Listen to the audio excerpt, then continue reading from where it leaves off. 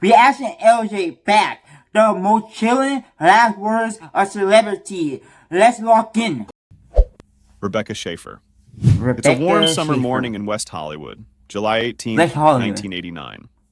In a modest apartment on North Sweetser Avenue, 21-year-old actress Rebecca Schaeffer is preparing for an audition that could change her life. Did y'all ever see She's best known for the lighthearted sitcom My Sister Sam, but today she's waiting for the script for The Godfather Part 3.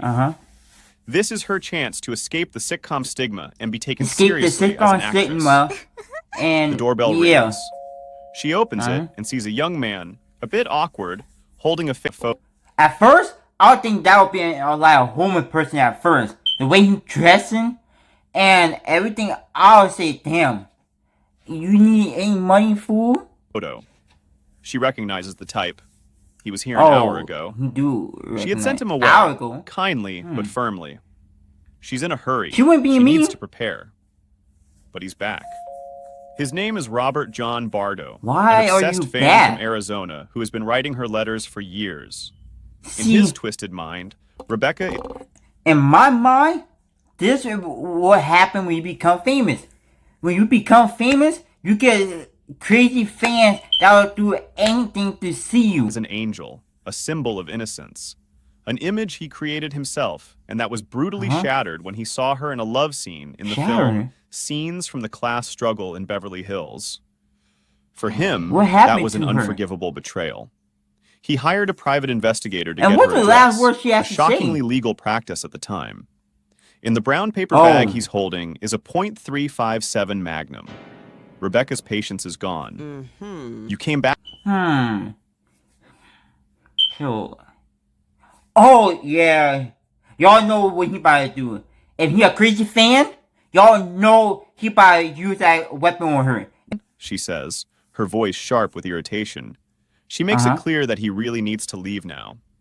For Bardo, this is the final, humiliating rejection. The angel he worshipped sees him as a nuisance.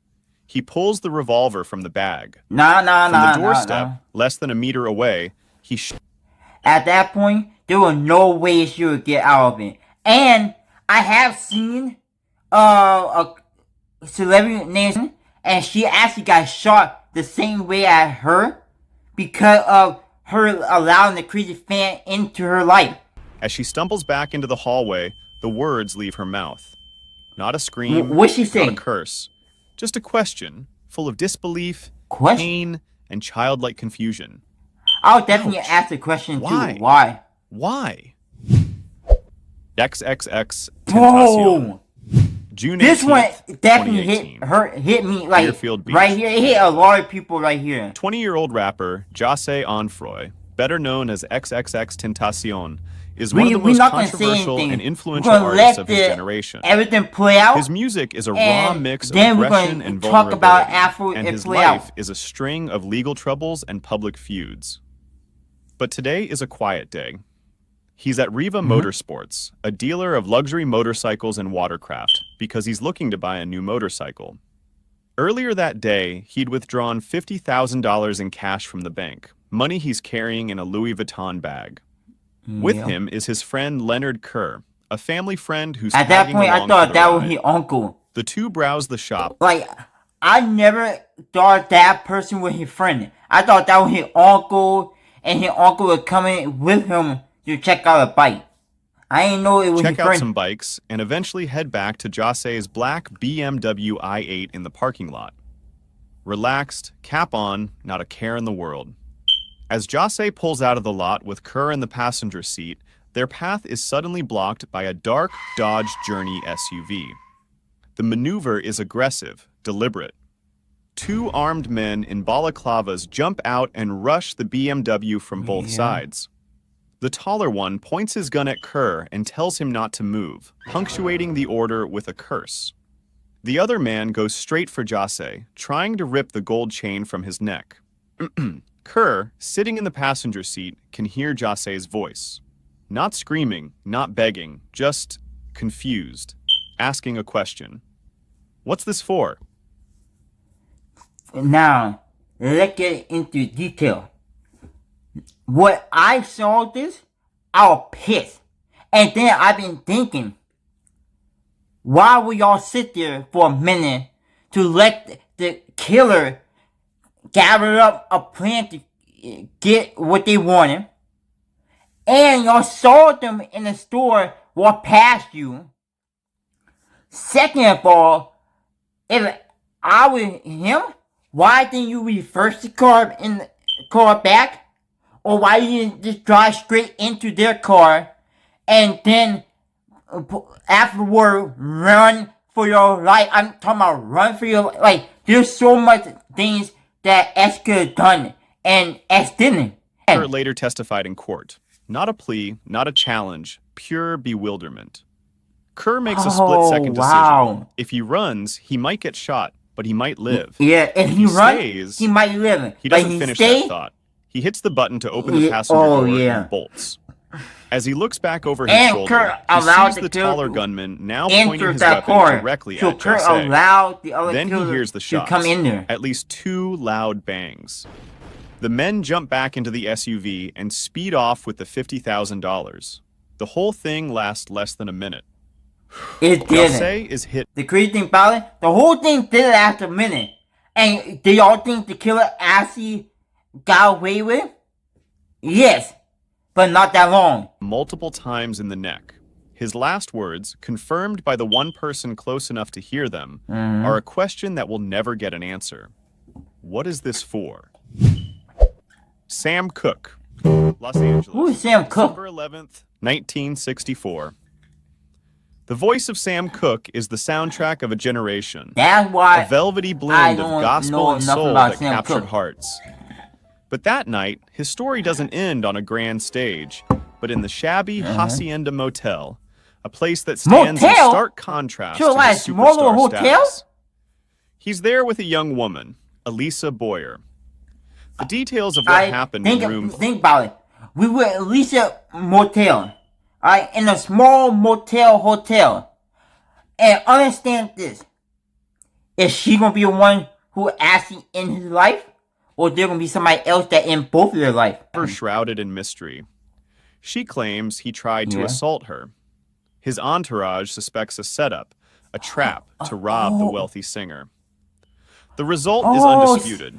I'm telling y'all, when we become taking famous, a bundle of Cooke's clothes, and there's gonna be so much crazy people that want you for your money. Cooke, furious and now half naked, dressed only in a sports jacket and one shirt. I hate people that don't understand the pressure that it is to become famous, and they don't like to work hard for what they get. They all want to take what people already did for themselves. And like, I work for this. Why I gotta get robbed or die for somebody to just take it from me? Storms outside. His dignity has been stripped from him. He pounds on the door of the motel manager's office, Bertha Franklin. He shouts, demanding to know where the woman is. Franklin, a woman later described as hardened and not easily impressed, says she was terrified. She grabs a .22 caliber pistol. Cooke forces the door open. A brief, chaotic struggle ensues in the small space. Then I thought it was the girl. But it was actually the front desk who shot him. That the girl lied to you. How you fall for a snake? Shot rings out. Small but deadly. The she going to jail. In the chest. She going to jail. Wound. As he collapses, he looks at the woman who pulled the trigger. What happened? His last words are not a cry of pain, but a direct, almost reproachful statement. A sentence that perfectly summarizes the bizarre, tragic situation, while leaving behind a mystery that will never be fully solved. Lady, you shot me.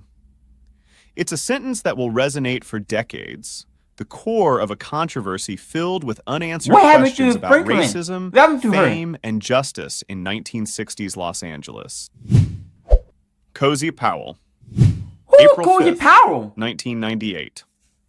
The M4 motorway near Bristol, England, is a wet, gray ribbon of asphalt in the evening twilight.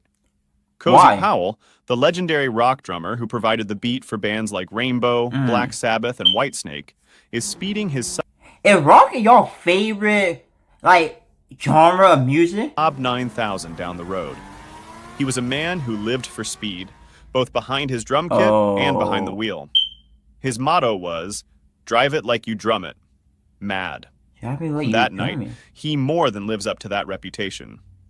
He's driving at around 105 miles per hour, far too fast for the bad weather. He's ignoring all safety regulations. You going 150, don't even care about the speed limit, flew out the car, and hit a pavement or a tree or a road or something. He's not wearing a seatbelt, he's been drinking, and, as the fatal icing on the cake, he's on the phone with his girlfriend, Sharon Reeve. Talk on the phone. During the call, he complains that he's having trouble finding fifth gear. Then, suddenly, his girlfriend on the other end of the line hears a loud, screeching crash. A terrible sound of metal on metal. And then, deafening silence.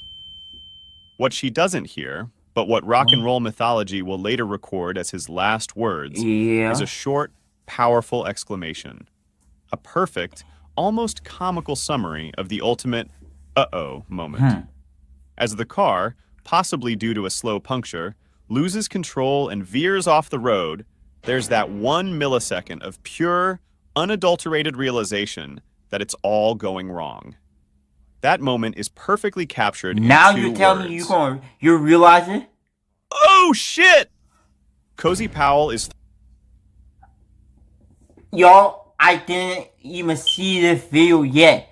I don't even know who Cozy Powell was, but I didn't think about the flying, the hovering, but I knew something was going to be off, and I knew he was going to kill himself. thrown from the car and dies at the scene.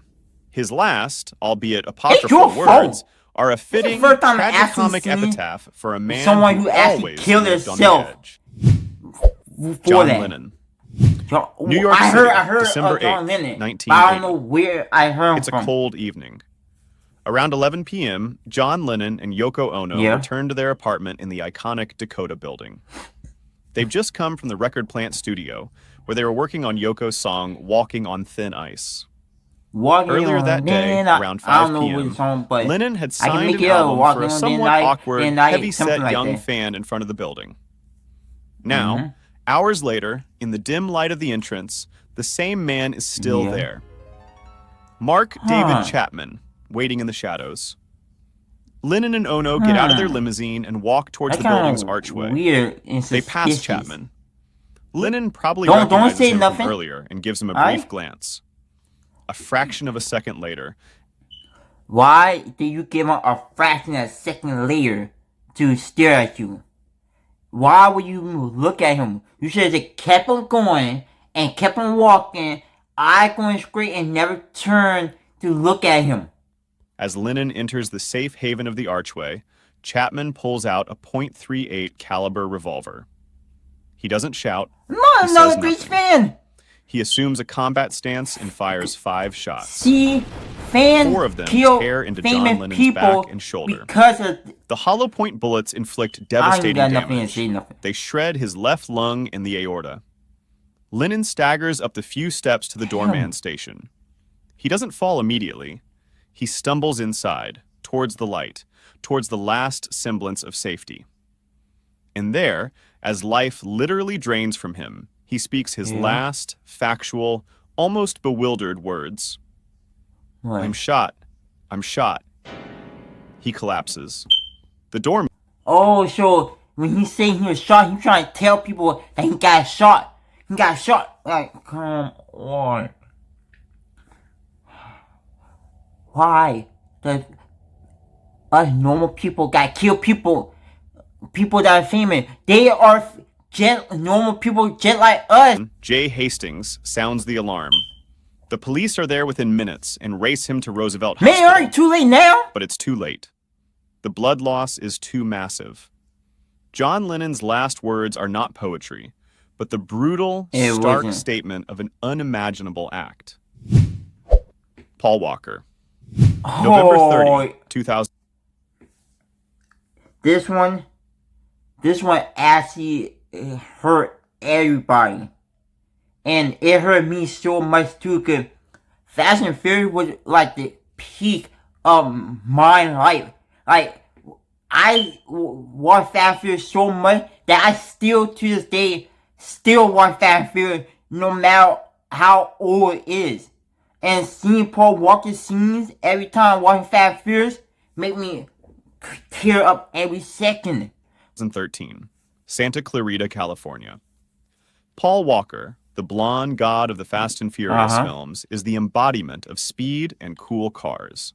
Ironically, Yes. he's at a charity event that day for his own organization, Reach Out Worldwide. It's a relaxed atmosphere. In the middle of the day, he and his friend and business partner, Roger Rodas, decide to go for a ride in Rodas's red 2005 Porsche Carrera GT, a car known as... Alright.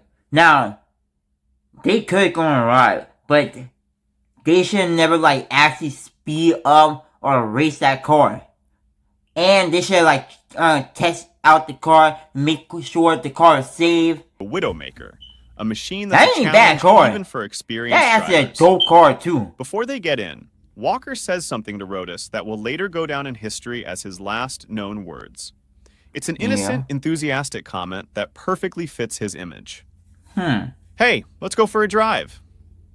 They aren't That's his it? very last words. They undoubtedly spoke to each other in the car. But they are the last words anyone else heard. What follows is a short, fatal drive. Rodas loses control of the car at a speed of over 100 miles per hour. The car 100? crashes into a lamppost and a tree and almost immediately bursts into flames. Rodas dies instantly from the impact, but Paul Walker does not. The autopsy will later reveal the gruesome truth. Walker's official cause of death is the combined effects of traumatic and thermal injuries. This means he survived the crash itself.